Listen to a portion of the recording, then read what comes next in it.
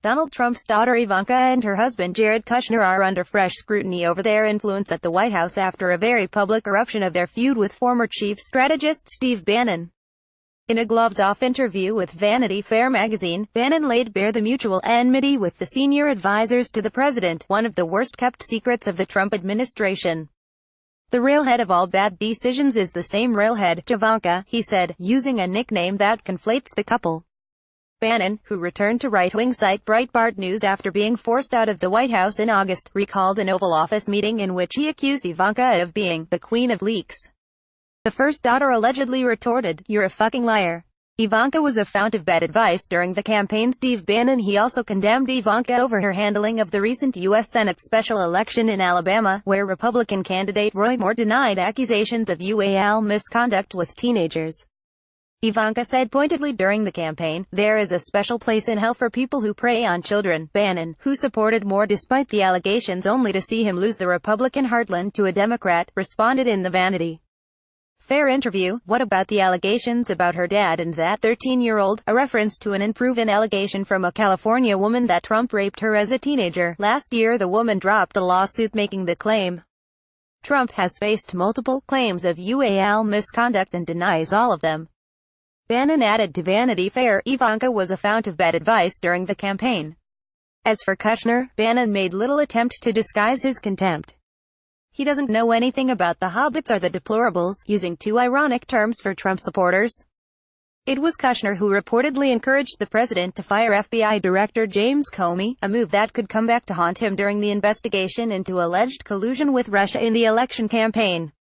Bannon said, "It's the dumbest political decision in modern political history, bar none. A self-inflicted wound of massive proportions." There was never much love lost between Bannon and Javanka, as, like medieval courtiers, they competed for the ear of the president. Bannon, 64, has an unkempt appearance. One congressman recently remarked that he looks like a disheveled drunk, and grew up in a working-class, Irish Catholic family in Virginia. He embodies Trump's instincts of insurgent nationalism and anti-globalization and has been accused of stoking anti-Semitism, which he denies. Kushner is Jewish and, at 36, from a different generation, with a clean-cut smartness that contrasts with Bannon's scruffiness. The scion of a New York property empire, he was previously a Democratic donor who mingled with the wealthy East Coast elites that Bannon despises. Ivanka, also 36, also belongs to the New York faction and is seen as the favorite of Trump's 5 children. Liberal observers had expressed a hope that Javanka would tame Trump's wilder impulses, but there have been constant disappointments. The president's decision to pull the U.S. out of the Paris climate deal was a notable victory for Bannon. Rick Tyler, a Republican analyst and co-founder of consulting firm Foundry Strategies, said, "These things are very difficult when family is involved with any elected official. They have a different relationship with the principal and it's very difficult to work around if there's a problem. I don't know what Jared and Ivanka bring to the administration. Some said they were going to moderate the president and keep him presidential, but there's not much evidence of that. I think a lot of advice they provided to the president has not been good." Ivanka came under fire this week after promoting Republicans' sweeping tax reform, her father's first major legislative achievement.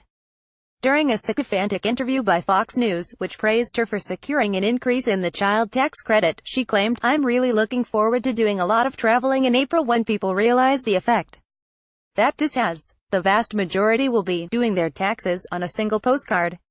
Critics were quick to point out the postcard was a publicity stunt and a promise that has not been kept. Steve Bannon, left, and Jared Kushner listen as Donald Trump meets with members of his cabinet at the White House on the 12th of June 2017. Photographed Kevin Lamarck, Reuters. A headline in the Washington Post read, "Once again, Ivanka Trump shows off her cluelessness." Columnist Jennifer Rubin wrote, "She's a walking advertisement for the danger of nepotism, an exemplar of class privilege and a perfect representative for Republican know-nothingism. She was supposed to be the brains of the family and the moral ballast. Instead, she's a self-righteous enabler." Kushner, meanwhile, appears to be in retreat. Once ubiquitous, his public appearances have declined.